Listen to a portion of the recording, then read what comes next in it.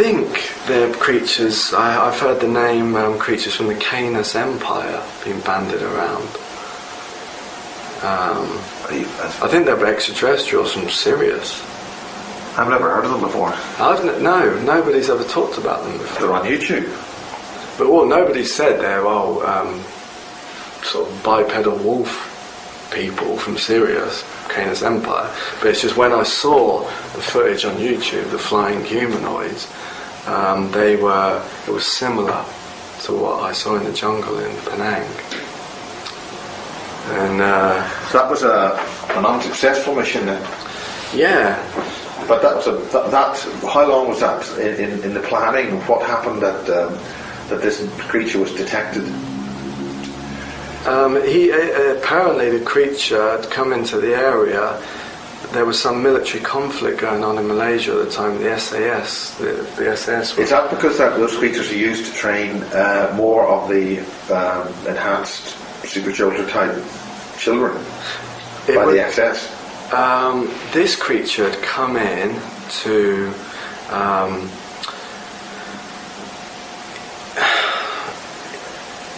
it was somehow learning about human emotions. It was learning from the conflict of the soldiers killing each other in the area.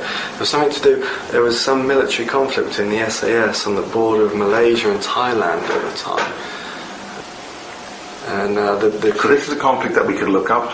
Yeah, it was an official conflict, an official war. And the creature had come in, it was learning about the human emotions, it was studying the conflict, and it was almost feeding, when the soldiers were killing each other in the jungle, it was almost feeding off their energy, almost in a sexual way, feeding off the death and the fear and the hate. So it's very nasty. So then that would be useful for reprogramming or programming more super soldiers or more enhanced soldiers? Well, the creature turned up at Peasmore and was used in the programming. So it turned up at Peasmore before or after this? This was years later. Yeah. Oh, years later? This years later, yeah. It came back to the planet. I mean, it might never have left the planet. So why were we trying to pursue it, to kill it? Or were we trying to kill it? Were you trying to kill it? I think they were trying to kill it. But then why would it then come back in and say hello? Because it obviously escaped, and then it had its human collaborators, which were probably these factions that we've talked about that haven't got the human race best interest at heart.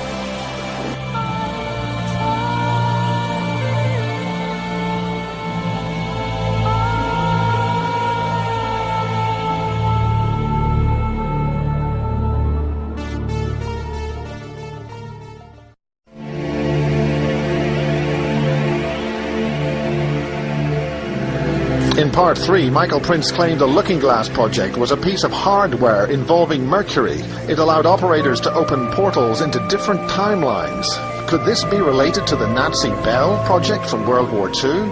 He describes his life as James Casbolt, with his carer, Kate Casbolt. This gave a background to life as James and his stepfather, who died in prison in 2003. The MI6 connection is further enhanced. A complex, sickening family arrangement involving child abuse, satanic rituals, is familiar territory in this dark tale of mind control, the Nazi SS in a modern age, and an alien human war.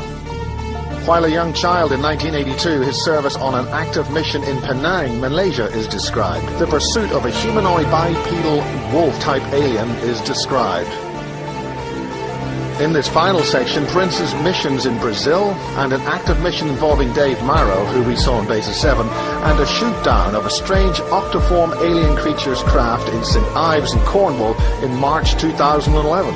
Prince declares World War III is in progress and we're going to win it. The viewer must study Prince's voice and mannerisms to see just how much of this is actually true, or some kind of wild fiction with access to incredible detail. With more to follow from Casbolt's colleague, the Grid Keeper, and Barry King, we now bring you Michael Prince in Part 4. Any further points you want to get across this time? I'd just like to mention 2 points quickly. After that, I was transferred to a facility in South America, in Manaus, near Brazil. This was actually a facility in the Andes Mountains, big underground city. and that was another NSA facility codenamed Plume. And George Bush Senior was there again. Was that when he was president? This was, or as vice president? This was 83, 84, mid 80s. Yeah, work it out. And Manaus, Brazil, facility codenamed Plume, and in the Andes Mountains. And that was a Nazi training facility. That we were trained in a huge hall there.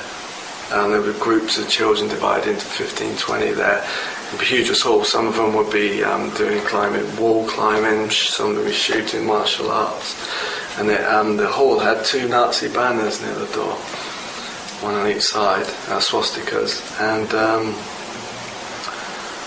Dr. Green was there, because Project IBIS was started in 1972 at Tavistock Institute, and Dr. Green was one of the people that started it, and Joseph Mengele from Auschwitz.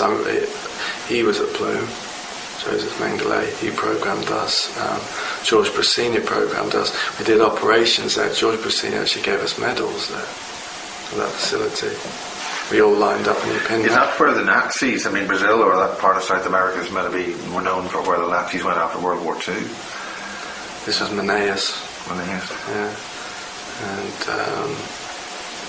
And the second point is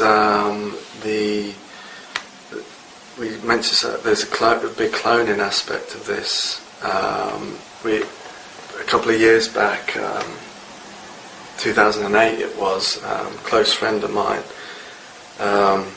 driving along the motorway in Worthing, and a car pulls up behind him, starts flashing its lights, and there's 2 guys in there. One of the guys is going like that for him to pull over. So my friend pulls over, the car pulls up, guy gets out in a suit, opens the door and says his name. He says, could you come with us, please? And I'd like to follow my colleague along the road.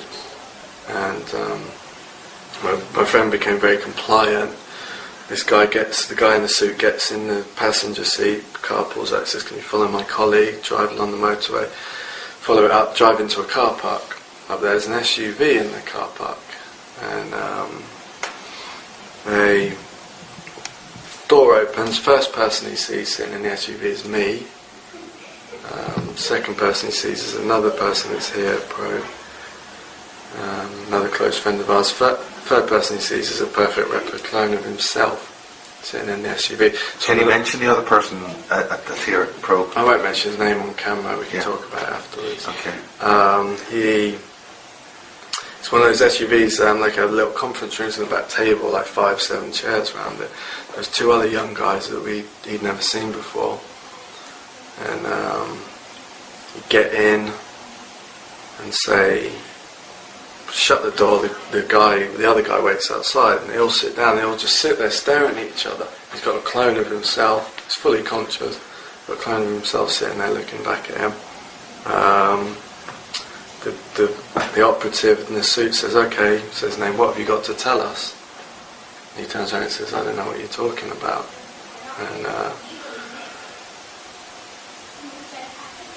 so I'm sitting there. At the time, my clone is in St. Ives with the Casbolt family. There's pictures of him there. And so again, sitting there, and he says, there's a silence, everyone's just sitting there staring at each other. Really bizarre situation. Again, the guy goes, okay, what have you got to tell us? And again, he says, I don't know what you're talking about. And then the guy says, okay, I think this meeting's over. And then when he says that, the guy outside just opens the door, like they're communicating telepathically. All get out, and they just drive off, just leave him standing there in the car park. And there's a picture of one of my clones, a photograph of one of my clones in Iraq working for Blackwater, and the intelligence community put it on the front cover of I Spy magazine. And we've got a copy of that. You can see the picture on the internet. Well, what edition of I Spy magazine? 42 or 47. I've got the picture. I can send you a link. And it's a perfect clone, but there's no tattoos. Did he know that? Was he aware it's a copy of you? is the clone? Yeah. I don't know what he's aware of. It's not Until me. you talk to him. I mean, there's only one me. Yeah. But that's that's there on the front cover. There's also some crash retrieval video footage taken in Chichester. There's me at the crash retrieval site. Just there's another person here, who's here at Probe. That's two people here. Yeah, no, there's me and another person here at Probe now. They're at the site of the crash retrieval footage. There's a shot down alien ship on the video footage. There's a group of reptilians on the video footage. There's a body, a small alien body. There's What type of body? Or? it's filmed by an associate of ours who's connected to the SAS. It's filmed at Goodwood Hill in Chichester near Goodwood Airfield at night. He's filmed it from about a mile away. It's a series of hills. It's very indistinct, that material. Yeah. It's not sort of there's the alien, but what? But you can see if you examine it closely and look at it, you can see that there's a group of beings that, if you can compare the other guy who's here at Probe, very tall, 6'3", Yeah. that these group of aliens walk past him, they're towering above him, they must be 8 foot tall on it, and they're carrying the body away. They're all walking. Are they Valon? They're reptilians, Yeah. these creatures with horns. Now you can make out the horns if you look closely, if you blow What kind the of video horns? Are they stub horns or not huge, Right, just about here. short stubs? Yeah, short stubs, and you can make it out in the video footage if you blow it up and keep stopping it, look closely, you can see the horns on the head. And they all walk in perfect sync together like robots, like they're all a collective. You can see that, you can see they're not walking human. And they carry the body back to their ship, you can see their ship on the left hand side, you can see an object with a beam come in. And then there's the fire engine to the right and the vehicles, that's where the SAS were. That's where I was, on the right hand side. My friend who's a Probe and another two of our associates there stood in front of the ship. Now, when the reptilians walk past my friend, you can see him, if you slow it down again, look at it a few times, blow it up, you can see he freaks out like that when they walk past him. Is that because of shock? Because they're so close. Yeah. These scary things. And they've got close. You see them from a distance, you have, a bit of denial there. Up close, you can see them, do that. And they're passing some sort of hardware. Those operatives, those human operatives near the craft, have passed hardware back to the reptilians that they've just been loaned. And it's again these small cube type devices. And these cube type devices, they have many, they do many things. And they operate by thought? Yeah, they connect to brainwaves. On this particular night, my friend doesn't remember everything about the operation, I don't remember everything about it, but there was something to do with, we brought this craft down with these cubes. Again, some kind of particle beam weapons. And I'll just end it, as you can see the craft has been shot down behind my friends. Have you ever been involved with off-planet functions? Yes. And when I talk about off-planet, there's extraterrestrial physically in this universe, or has it been through a portal of some kind, like off into a different dimension? This was Sirius, a planet on Sirius. And this was... what was involved there? This was a transport from the facility in London, mid-90s, transported on the underground tube system through a Stargate from London to a planet on Sirius. Is there a particular train station that is a Stargate? There's the Stargates in London, CLC1. So you go, that's basically near Westminster. Yeah, there's a hotel on Park Lane. And there's an underground car park there, you can drive into that. If you've got the clearance, go down the lift. Then you can get into the lower sections. If you've got the clearance, get on the train through the Stargate to this planet in Sirius. It's like a water well with a big landmass in the middle. there's a facility on the ocean bed which is a perfect replica of the Pentagon. Why does it have to be a perfect replica of the Pentagon? Or the replica, or the Pentagon is a perfect replica of this facility. Oh, right. That's more correct. Yes. But I think this facility in Syria has been there thousands of years, and they basically. So that means they must have known about this and seen it. Obviously, to build it. Well, they've been there. The people, I think the people that built the Pentagon have been to this place. And it's interesting because I think it's divided into like 7. It's a Pentagon within a Pentagon within a Pentagon. Each section of the facility houses a different alien race, and it's actually an artificial intelligence facility.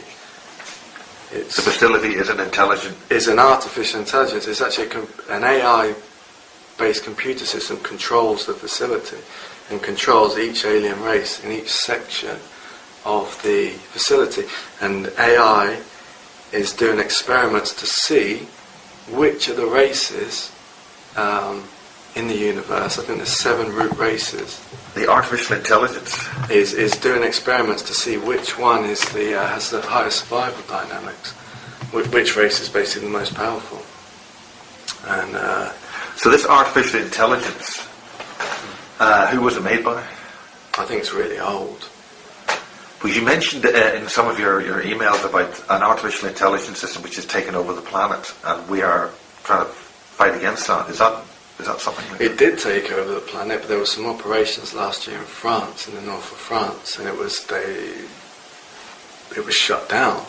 How does it manifest itself? I've got a theory that the electricity supply system and the computer supply system and the broadcast system are being used by an artificial intelligence to take control of us. That's what I summarises what's going on. Is that related to that? This is a huge subject. It's a huge scientific subject, and I know a fair amount of it, but it's all included in the Project Ibis data that's been released on Camelot by Kerry Cassidy. Right. So all people need to do is type in James Casbolt Ibis, and that will come up. Now, is that being released by you personally, or is it being released under your name when you're under that? That is my data. That's been released by Kerry. In that paper, in those papers, and that data on Camelot, I'm talking about the physical computer system, how it operates. Are they essentially vehicles being used by the agencies to disinform or inform or both? Probably say it's a mixture. Yeah. Mixture. There's some good information coming out. What things should we look for? It's alien-human war. World War III, alien-human war. And that is going to be manifest as sort of ETs running down the street shooting people, or flying saucers landing on Blackpool Tower? That's happening all the time, Miles. There's, I sent you the briefing report about what happened in St Ives a couple of weeks back, which was in broad daylight. A ship was shot down. There was jets over my daughter's school, military jets. Next thing, this was in 3:15 in the afternoon. The ship was shot down. It came down in the back garden on Park Avenue. Police, fire brigade. And there was some kind of octoform? They sealed the roads off. I got sent up there. I got sent in, and an octoform would be what I would describe as an octopus. Well, this was this was a physical large octopus. There's nothing etheric about it. This is the kind of thing. Well, this was a physical large octopus. There's nothing etheric about it. This is the kind of thing that I've seen trying to break into the back of Sky Television. It was. It had come down. It had crashed into the shed, set the shed on fire on Park Avenue. Was this its craft or the creature itself? No, the military jets had shot the craft down. It had come down, hit the shed in the back garden of a house on Park Avenue. What sort of size of things are we talking about here? What, the ship? The ship, yeah. 10 small, feet, 20, not a big... 20, 30 feet. So this octoform exists really in a whole craft? The octoform is that high, that wide, the tentacles, maybe 6 feet. It basically, it's the craft that set the shed on fire. The thing had come out the craft, scuttled along the garden, that's a good word, and that climbed up the side of the building and broke the window and was hiding in the attic of this house. And this is... There's paper reports in the papers about the fire breaking out, and there was just another fire. A car had been set on fire a couple of hours before. By the military shooting alien ships down, because it's World War III, human-alien war. And people say oh, it's disinformation.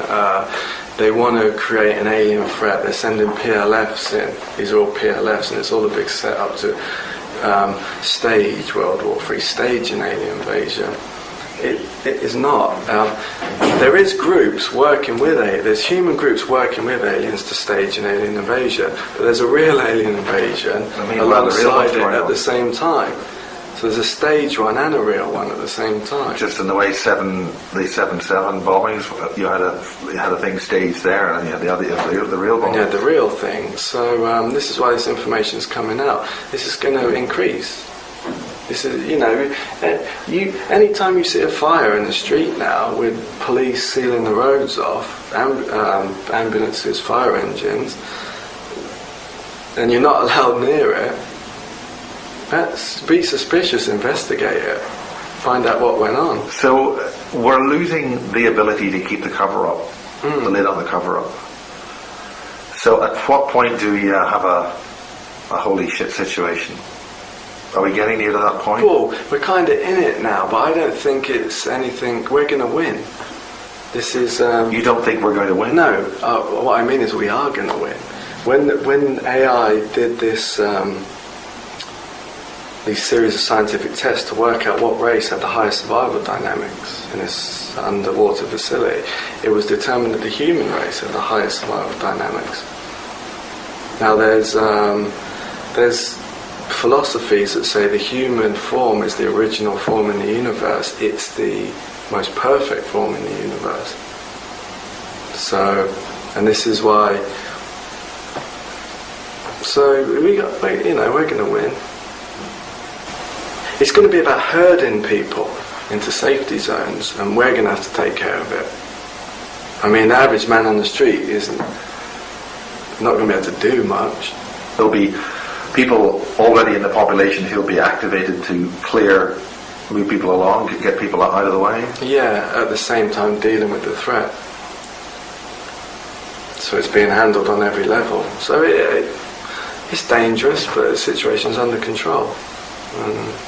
You've got a bit of a scar there. Just thought, is this an example of what was involved with your technology, or? No. This is connected to it. Yeah. This is connected to Royal Berkshire Hospital, and there was this Osiris program, body parts. Because sometimes if you get your body damaged, instead of just surgery putting you back together, they might just cut the body part off and attach a new one. Some people know who my fiancée is. We're getting married soon. Her story, her testimony, what she's been through, will change the world in many ways. Is she able to discuss that at any time? She's not able to discuss it at the moment. There's too many implications with her. We're having constant harassment in many ways, and we're having to take the fight to the people who are harassing us. We've got constant protection, bodyguards. When we met in France last year, she wasn't allowed into the country. She was detained in this country. At Heathrow, when she tried to visit me from America. Some very nasty things happened. Very nasty things. I think you know about that. Yeah. And we had to meet in France. We had a bodyguard there from a private security firm, chauffeur. He drove us from France to on the ferry. We came through Plymouth Border Control, and we were pulled in again at Plymouth Border Control. and the two MI5 officers turned up posing as police officers and said they're questioning me under some anti-terrorism act. They gave me the leaflet, 2006 Anti-Terrorism Act. Said if I didn't answer their question they were going to arrest me. The woman who questioned me looked very much like Stella Remington, ex-head of MI5. Yeah. And when we came back from America recently, Director Bonner was at the airport. Director Bonner, Alfred Bonner from MI6. Was up there to make sure you got through okay? He was there. We got through okay, but he was there just at the end, just showing his face.